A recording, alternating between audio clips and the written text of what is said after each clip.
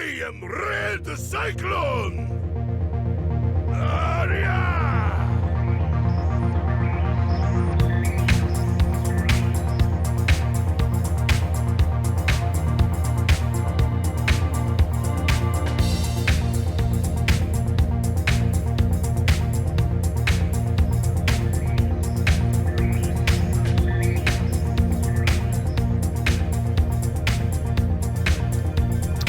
Yes, sir.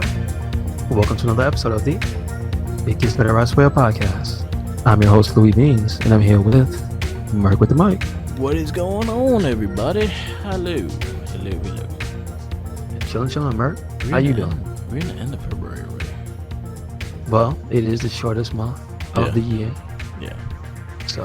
And it felt like that. Pretty much. We are actually going into a year of COVID.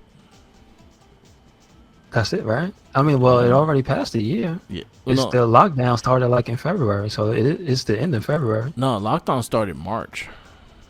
It did? Yeah.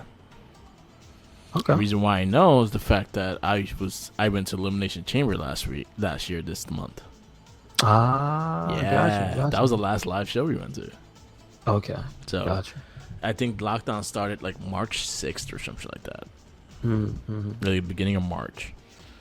And that's when the world shit its pants. And we're still recovering from the world shitting its pants. Somebody needs to get it a diaper. Yes. Stop shitting its pants. So, yeah. It's been a time, and especially this year. But this is also a time that if you're at home, you could take advantage of the great video games that are out there, the great movies, the great TV shows that are out there. So, make the most of your time.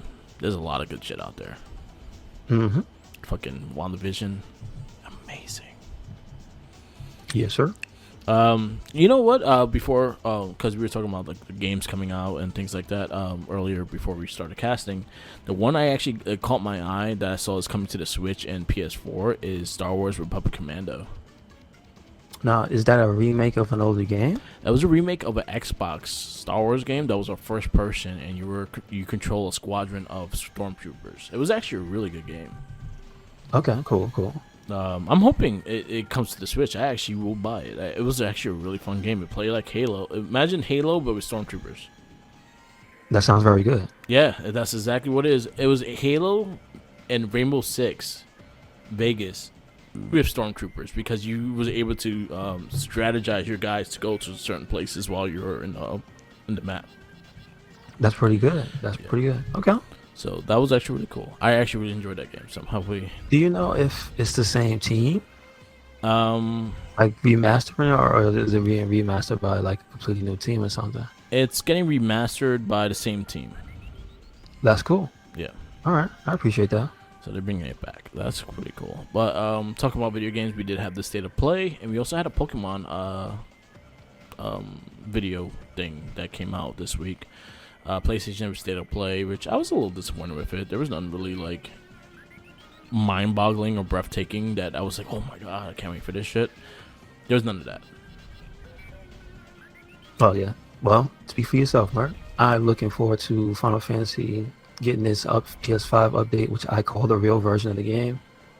I'm just waiting also for the eventual PC release. Yeah. Also, that came with that announcement was the announcement of Yuffie getting a solo chapter. Okay. Which is more story, which is exclusive to the PS5, which is like more of that game. Yes, please. Hold on, Scott Steiner doesn't like it. Yeah. He hates it.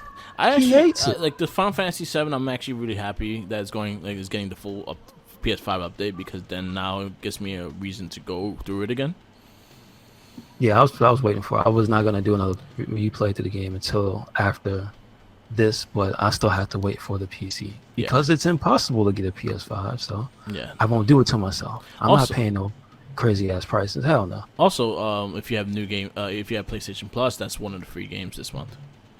Yes, I heard. So, and that's pretty cool. That's really good. That's probably one of the best games of last year. Yes, sir. So you're getting it for free, so jump on that shit. So they announced that. There was also an announcement with, I think, a Final Fantasy concert that happened recently. Yeah. Of a bunch of different games that are being put out on mobile, and I think it might be like to different platforms like Switch and stuff, like of older stuff. But there's this one that's it's a Crisis Core, it's a right? mobile remake. No, it's a mobile remake of, I believe, so it's like Crisis Core mixed with 7 Remake, and it's in like a chibi form. Yeah. So it's not 100% of any of the games that we've played is going to be some type of, I think, compilation within one game, which sounds ridiculous. Okay. Especially for a mobile game. Like, what are you going to do? Yeah. But from what I've seen, they've done the chibi is when you're outside of the battles, like the original 7, and then when you get into the battles, it looks like Final Fantasy 7 Remake. Yeah. So that sounds amazing. I wonder how they're gonna pull that off. Yeah, but sounds cool. The thing I am interested in is to know the story bits, because that's the most interesting part of it, of Final Fantasy 7 for me, is like whenever they make new story beats. Yeah. And so what it looks like is there might be characters coming back from, what game is that for the PS2? It stars Vincent. I can't remember the name off the top of my head. Oh, Dirge of Cerberus. Okay. So there's been confirmation of I believe the final boss from that game. Okay. Or one of the final bosses is gonna be in some way, shape, or form involved in I think the new chapter. Okay. As well as some of those events. So this also potentially has some story bits that might come to as a shock to some people who haven't gotten that deep into it. Yeah. But the Japanese rock singer Gact was an actual main character in the Final Fantasy series at that time. Okay. So people are speculating that he might be reforming his partnership with Square Enix, and he may be reappearing in the game, because he was the true like final secret boss. Okay. His character name was G, which stood for Genesis. So he was the first soldier. Cool. So we'll see if they go through all that. You know what I mean? I like to see that. There was 2 games that like caught my attention. It's not something that like I'm like, oh, I need to play it, but it caught my attention, which was that Sifu. That one looked pretty dope. That one's on PS4. It looks like a PS4 like game in that sense, but it looked like really cool with the kung fu and stuff like that. And what was the other one? That space Returnal. Returnal looked interesting. It looked like you're talking about. You said it looked like a Mass Effect, and I was like, yeah, it actually does. So those games seems interesting. I hope we get more of it. I know Oddworld got a little gameplay footage shown as well. But other than that, like I was looking for the big ones. I was looking for the big guns. I was looking for Horizon Zero Dawn 2, and I was looking for God of War Ragnarok, and I was looking for those kind of games, maybe more on Ratchet and Clank, which I kind of know what Ratchet and Clank is, but I would like to see a little bit more of it. Yeah, I'd like to see something. Actually, I don't really have any interest in seeing those games, because I know they're going to be okay. Yeah. I just was hoping to see like brand new IP that stood out. Yeah. That made you go, hey, I need to buy this system for it. Or a Spider-Man 2. But again, I said the stuff I'm looking for is like new stuff. Yeah. Like you've never seen this before. Yeah. Like, so anything brand new I was looking forward to, but the brand new stuff they've shown, except for Sifu and, like you said, the Returner. Yeah. Those 2 are like the only 2 like that stood out, but they're not even exclusive. So no, they're like, not. They're not exclusive to the 5. Yeah. But then again, the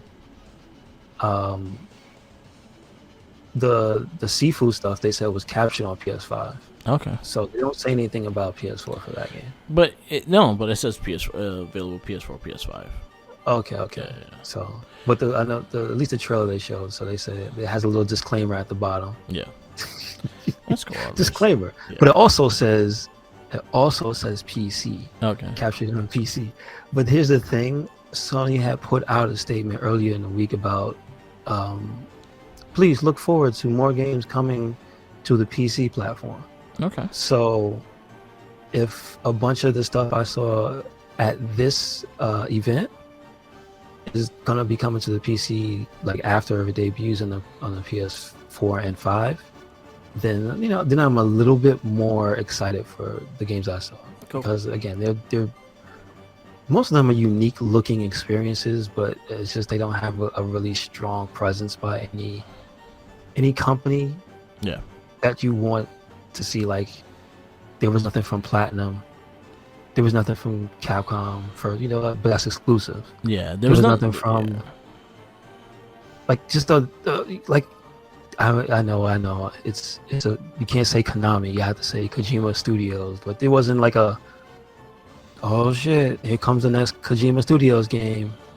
Yeah, like that level of the doors blowing off. But I think that's kind of why they put Final Fantasy at the end of it. It was like, all right, you don't care about these. Look at this. Yeah. I'm like, all right, if they didn't show that new chapter, I'd feel the same way you felt. But they showed Yuffie. I'm like, oh damn, dude. They already got her. Okay. Yeah. I'm ready. I'm excited. I'm excited for Final Fantasy 7 just because it gives me a reason to replay it. So I'm all for that. And like I said, the soundtrack came out, so check that out on Spotify. I think it's Apple Music is the other streaming platform that just got it. I don't really care about that. Because Final Fantasy 7, like the remake, it was a beautiful game as it is. Like on PS4, it looked fantastic on a PS4 Pro. So I'm really looking forward to seeing how the PS5 looks. I need to see them 60 frames. That's what I need to see. Yes. And the sound, like I actually like the soundtrack a lot, so I'm excited for that. We did have also Pokemon announcing 2 remakes of a Pokemon game and a brand new game. So we got Pokemon Legends Arceus that's coming. That looks like it's gonna be like before Red and Blue, before even like ancient times with the legendary. Because it looks like the legendary Pokemon is gonna be like the stars of Pokemon in this. So basically, you're gonna see those as like the basic shit. So it's gonna be interesting with that one, and it looks like it's gonna be a full-blown RPG. I hope it's good. And then you have Pokemon Brilliant Diamond and Shiny Pearl, and those are the remakes, which they're using. It looks very similar to the Legend of Zelda: Link's Awakening remake. Oh, I saw. So it's very. It looks just like the top-down heavy thing, just a lot more graphics, and they did a lot more graphics to the battles and shit. So. Well, I mean, that's the format of old Pokemon. It's top down. Yeah. That was before they got to which one was the first one to have them walking around in 3D? It was I guess it was it was like Hello Pikachu or Hello something? Pikachu and Eevee. That's the first one to I didn't have like the character walking around. Yeah, I didn't like it. Well, no, I forgot Coliseum had that, but that was the first one, and they just cut that off, right? Yeah, but this was the first one that actually was a Pokemon game that you collected and all that stuff. It was just not just battles. It was actually a storyline. Yeah. You never played Coliseum? No. That shit had a full-on storyline. Yeah. I had to shill it to people because I worked in the Pokemon Center when that game came out. Yes. Oh, okay. I never played it. I'm intimately familiar with that game. I didn't want to be because it wasn't that great. So those are coming. I'm actually interested in the remasters just because I know Jackie was really hyped to hear that it's coming, so I might have to get both of those and play with her. All right, but at least if you want a choice of what style of Pokemon game you want to play, they're giving you a choice because the newer Legend of Arceus is definitely going to be that new style. Yeah. You see the character in the fields, you see the battles, the throwing the Pokeball, and it comes out right in real time in front of your face. So if you want that, there's that. And if you want to get the throwback, yeah, like you said, there's Pearl? Yep. Diamond and Pearl? Yep. So also RetroMania came out this week on PC right now. It's on Steam right now, so definitely check that out. I've been hearing nothing but good things about it. I'm waiting for my physical copy for the Switch to come in. They had to wait a little later because they had to get the okay for it to sell. So they're waiting on that, and then once that gets okayed, they should be on PS4, PS5, Xbox One, Xbox Series X. Good. I did watch the Major Brothers.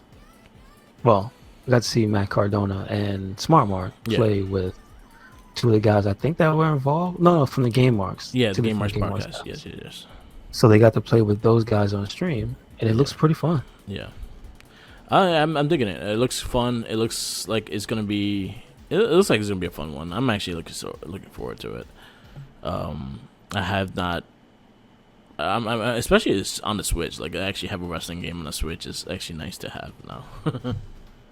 That's actually good. Did you get the Ghosts and Goblins Resurrection for free? No, I did not. Because if you couldn't play it unless you bought the new is it called the Capcom Arcade Collection? I think it is. Oh, okay.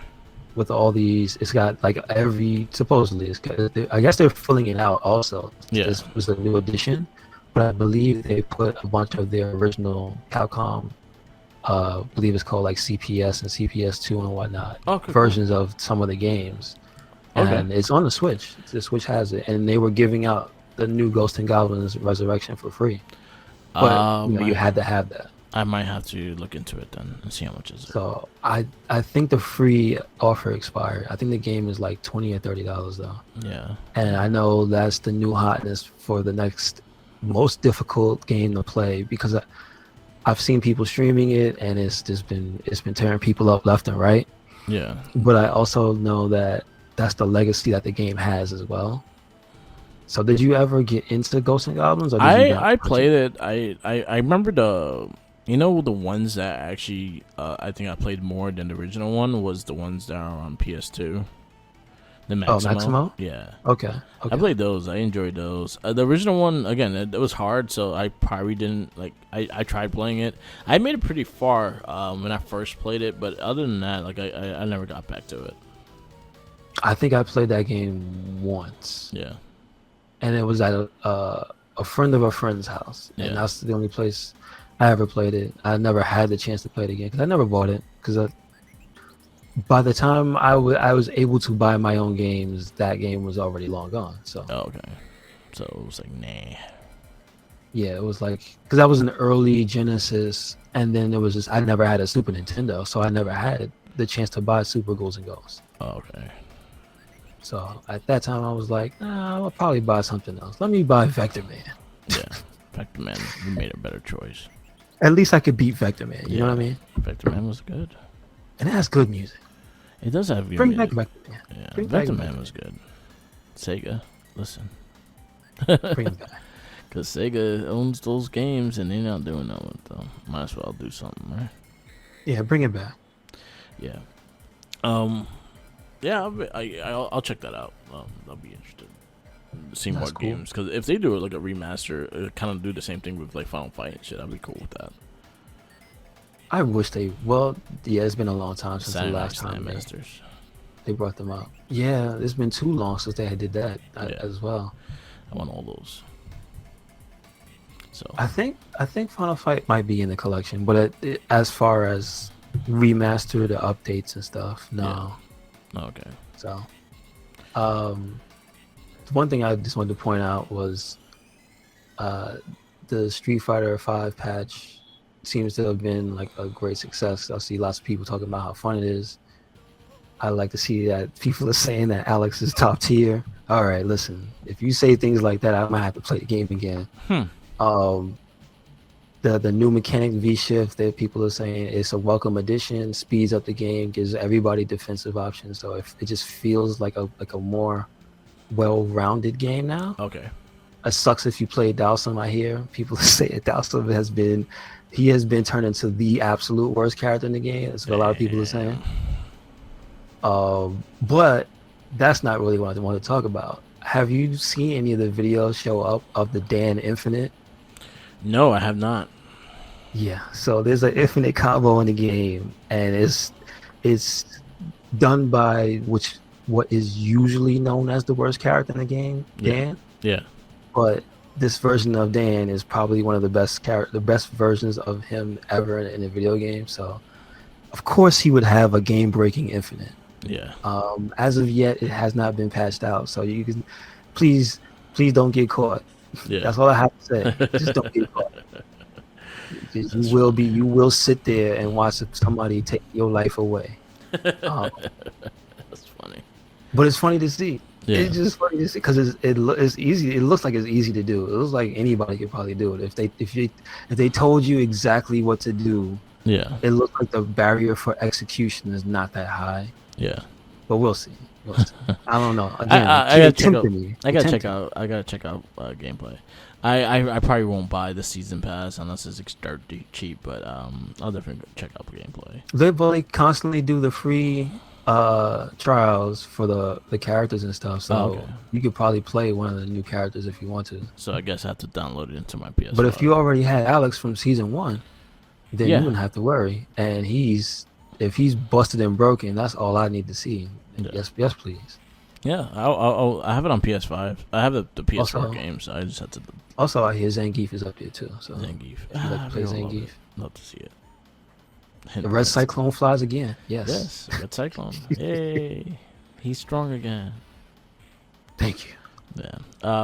Yeah. So I'll definitely check out gameplay for that. I have not looked at anything of Street Fighter since the last week when we talked about it. I saw the little Dan trailer and shit.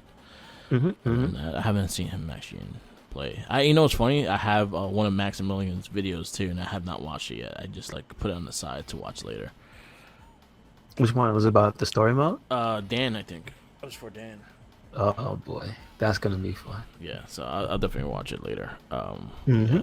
I just saw some little thing that's coming out that I just want to announce. So Ninja Turtles Playmates been doing these boxes of the original characters.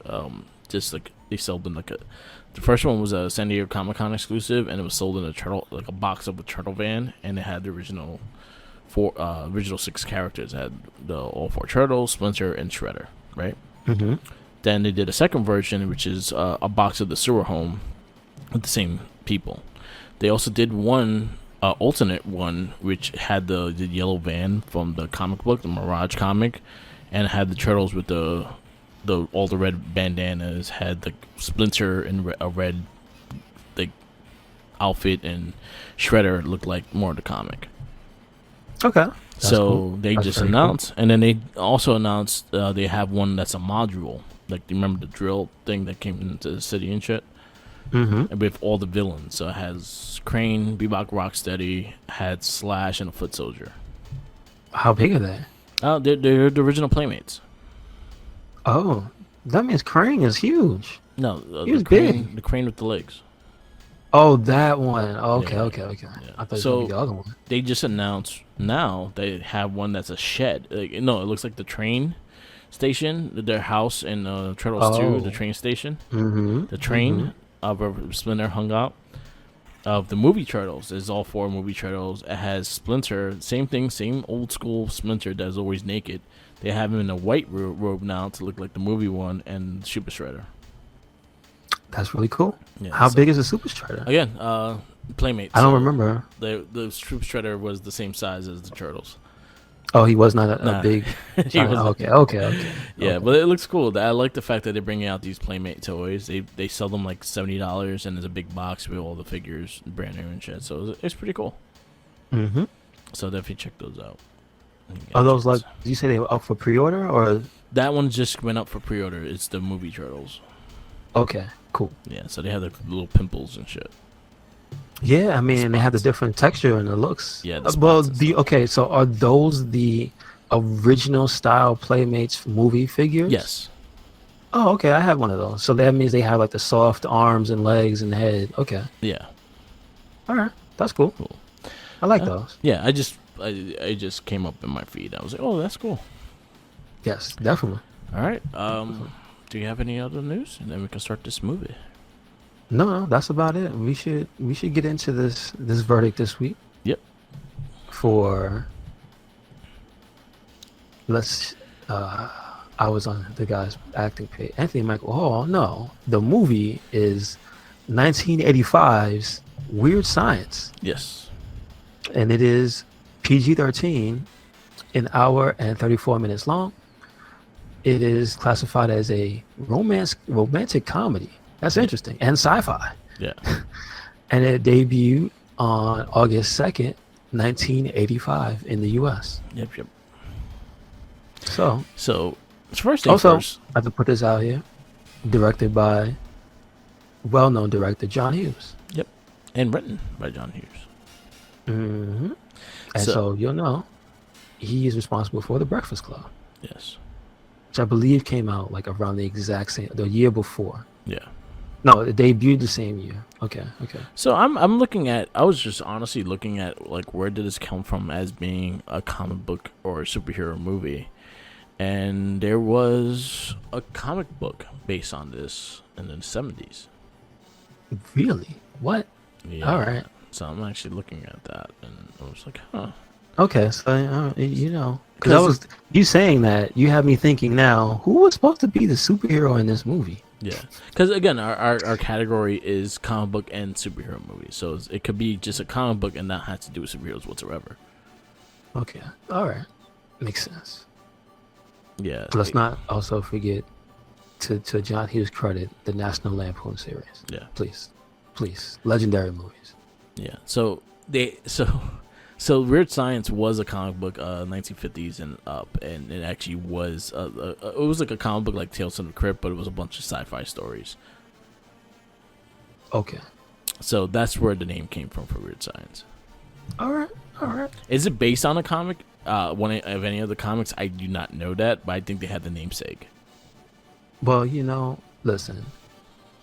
If you sign that dotted line on the paper, and you have somebody write a comic book for you, all right, that's fine. So you can classify it. So that's why this classifies in our list as a comic book / superhero movie. It's all good. It doesn't have to be both. It has to be one of each. I won't fight this movie. At least it wasn't bad. It wasn't like Sheena or Condor Man. You know what I mean? Yeah. So there's that. There is that. Yeah.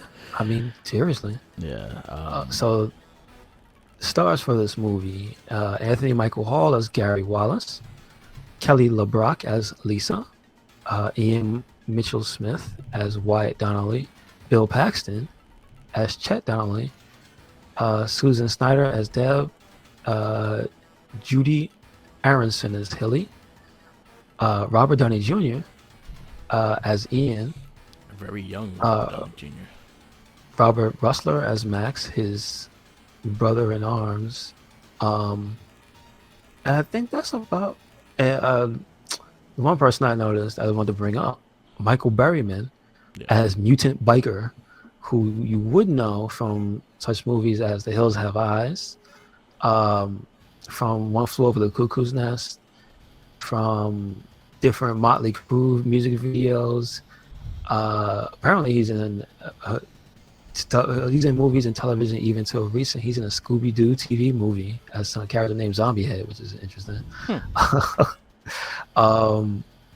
Like he's a very, very visually striking man. Yeah. Usually bald, tall, big googly eyes, egg-shaped head. Yes. So I just wanted to point him out because man. No, it's just also that he stood out to me because I was like, oh shoot, damn, that guy was in this movie. I did not know that. I've probably only seen this movie in passing because obviously it came out in '85. I would have been 2. Yeah. So I wasn't old enough to watch the movie and understand it. So I had to have seen it way later. Yeah. And if I saw it later on, like it had to have been in passing because, mind you, number one was PG-13. So if I saw it like as a kid, I probably wasn't supposed to see it. So that's probably why I didn't see it. Yeah. Like until way later. And just if I saw it sometime in the 90s, man, I don't remember. It didn't stick with me. You know what I mean? Yeah. So I've seen this. I seen this when I was younger. I don't know how. When I saw it, I remember just seeing it maybe probably like on Channel 11 movie or things like that. Mm-hmm. I probably never watched actually the full version until I got older because we were doing. I remember in school we were doing like John Hughes movies and shit, and that was one of the movies we got to watch and shit. So, Yeah, it was fun. It is a product of its time. I feel like if this movie would be a whole lot different if it came out today. You say that about most of his movies in general, because Yeah. you think about the lines that some characters had said and things like National Lampoon, Ferris Bueller, and all that stuff. Yeah. You there were things that were culturally accepted to say. Yeah. So there's the relationship between Lisa and the two teens, which is like nowadays people would just be like, man, you can't do that shit. Yeah. But when you watch the movie in full, she actually becomes less of just this thing they lust after and more of like a big sister, kind of like a hen mother, because she ends up trying to lead them in a certain direction. Yeah.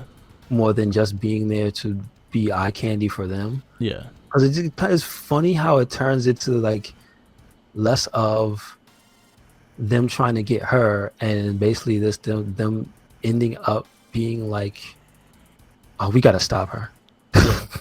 Because it leads up to the party at the end of the movie, and like the main character is like, I don't want this. Yeah. What are you doing? Like you're gonna destroy my house. You're trying to get me killed. Yeah. So there's that aspect. Also, this movie is not long. So it went by fast too. Like it was a good. Yeah, and just realizing all that, it went through its complete arcs of them, like, being humiliated after standing in there, like, basically lusting over the girls. I think it was gymnastics team. Yeah. And then Robert Downey Jr. and his homeboy come in and pants them in front of the girls, and it's just like, damn. And that kind of sets the tone for like those two characters in general. It's just like they're just a bunch of horny teenagers. One of them, I guess, has some type of computer background. Yeah. But this is like the 80s, so it's represented by the most cheesiest of computer graphics. Yeah. But I, again, got to give them credit. There's the early ass CG in the movie. Yeah. Like when they're showing those scenes where they're going through the net. And again, the funny thing about this movie is that it just establishes that this world doesn't make sense. 100%. Nothing in this movie actually makes sense. They actually do make the girl out of a Barbie doll hooked up to the internet, basically. Yeah. And hijack a NASA fucking space station for a supercomputer and all that shit. Yeah, and then they're feeding like pictures from Rolling Stone magazines and Playboys and stuff in there. And it's just like, this has no bearing on reality. This is complete nonsense. So once that's established, it's kind of like, okay, you can enjoy the ride. Yeah. Nothing in this movie is like to be taken seriously. Yeah, and I appreciate that. Like usually when we talk about things just going in on something, go fully in, and this is something that did that. Mm-hmm. It was like 100% like just straight out crazy shit that happened in this movie. Yes, at one point a missile falls into the kid's like house. It goes all the way through from the second floor to the first floor. It's just in the kitchen and in the kid's bedroom. There's like not only the fact that they made her, then the first thing she does is get them dressed. And the first thing that happens when they walk out of the kid's bedroom, right? They're already dressed. Yeah. They literally took the time to, it looks like, shower and do their hair. Because the two guys, they have slick back hair and everything. Yeah. And they come out of the room and their hair is redone and their clothes are different. Yeah. Because you see like the electricity zap them, and that's apparently Lisa's power, is that she can do whatever the hell she wants. Yeah. And she just changed their clothes. And I'm like, well, and they acknowledge it. They just go, the kid turns around, looks at his friend, and is like, what is that? Whose stuff is this? What are you wearing? And like, but you look good. And he goes, okay. Like, all that stuff, man. The kids not having a driver's licenses and driving the pink Cadillac, which I thought was hilarious. That was a thing throughout the movie, was that they kept getting fancy cars and driving them without licenses. Yeah. And fucking just wrecking them too, like just speeding for no reason and shit. All up on the curb, towards the end, the kid gets into a police chase, Yeah, because even he didn't even know if it was going 30 miles per hour. It was going like it was reading a whole different thermometer and shit. Yeah, because of course we're Americans. We're not used to reading the European speedometer. Yeah. So yes, that like there's so much nonsense. The fact that the there's a part when they're going out for the first time and they go to the bar. Yeah. And they come in and then you get the, I don't even know if it was stereotypical at that time. You get the record scratch and then everybody just stops and looks at them. Yeah. And it's just like, she pulled out 2 magic IDs and it's just like, you're 21? Yeah, you're 21. And then it's what ensues is hilarious. Like the kids get drunk, start telling stories about getting kicked in the dick. Is fucking, and then they have the, but at the beginning they have you thinking that, oh man, these guys are gonna get beat up, and then for some reason, the tall, lanky one, the blonde one, Gary, he has like the New Orleans drawl and starts talking like he's in a blues band. Let me tell you, baby. Let me tell you about what happens. And I'm like, man, this would be like cringy and borderline offensive if he wasn't so good at it though. Yeah, like he does whatever it was, he does a really good New Orleans accent, and so he's telling stories about his hardship, his heartache and pain, and it's really just him getting kicked in the nuts by a girl at school. Yeah, like it's ridiculous. It's ridiculous. Yeah, it was funny. I think that was probably some of my favorite scenes in that movie, was that first hangout with all of them and shit like that, because that shit had me rolling. Throughout the movie, like again, like it was a lot of comedy, a lot of slapstick comedy and things like that. It was able to tell a story and just go fully into it, not like it didn't take itself seriously, and that's something you cannot take with this movie. It's not going to take itself seriously. Yeah, Bill Paxton was a crazy recruit who came back home to watch the brothers because they were like, why would your parents leave you alone? No, because your brother's going to be there. It turns out he's just fucking nuts. Yeah. And a dick, because when he catches them out, he bribes his brother for $175. So I'm like, yo, that's a very specific amount of money. Yeah. What is going on? And then he's smoking a cigar upstairs and whatnot. When they go up there, he tries to make the other kid throw up. Yeah. And he just has this ridiculous, and it's like him and the guy in the bar had the most ridiculous sadistic laugh. Yeah. Like it was like, oh my goodness. I love that they stood out so much just from laughing. And then he became the shit demon. It was fucking funny as well. Yeah, I think she turns him into a troll or something. Yeah. And he's just oozing pus and stinking. Yeah. Because you hear the flies buzzing. Yeah. Like he has a whole arc. The kids have a whole arc. Lisa, the woman they create, has a whole arc. But then it has a message. Yeah. You don't have to have this, and that. You just have to believe and be yourself. And it's bullshit, but it had a message. Yeah. Because the girls the 2 girls, I mean, listen, they didn't lie. The 2 girls at the beginning of the movie that they said they were going to go out with, I didn't even realize it till today, that it was the same 2 girls at the end of the movie, at the end of the house party that they ended up with. So, hey, like, I mean, the whole movie was crazy from top to bottom. It had supposedly mutants. That's what they were called, mutant bikers. Yeah, so. The ending when they got laid out. They're like, I'm sorry, please don't say nothing. I'm losing my teaching job. Oh, I'm just saying, like, it has so many like small moments. I like that the chained up slave girl was like, you have a nice house. And I was just like, damn, he just told you shut up, bitch. Like, that's a line from the movie. Like, all right. The other dude is like, I think I knew the breakfast one day. Yeah, exactly. But I think another cool thing about those movies is that even the bit players, you recognize a lot of them because they were in a lot of 80s movies back then. So you would just see people that you don't necessarily know their name, but you know their face. Yeah. And that movie definitely had a lot of people was like, is that guy who was this guy? And you look in the credits and it's like, yeah, it's that guy, because it was the 80s. It was 85. So there's a lot of faces that you'll recognize. When I saw Bill Paxton, I was like, oh shit, I forgot he was in this movie. Yep. And then the character he was just fucking ridiculous and stuff like that. Yeah, it's nuts. Even the parents were just like weird and just overly protective and shit for no reason, and like they had that whole masculine thing. Oh, you gotta do this, and you gotta be this way, and this way, and things like that, which honestly won't work nowadays. Like, you can't do it like that. But No. like, the dad didn't want to even shake his hand, like give him a hug or anything. He was like, "Yeah, shake hands and shit like that." So that's something, a product of the time kind of thing.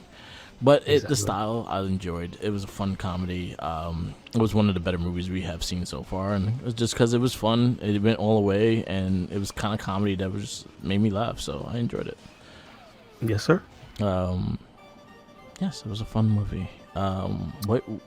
What grade do you give this movie? What rating? So the verdict that I will give Weird Science is a 3.5. 3.5. Okay.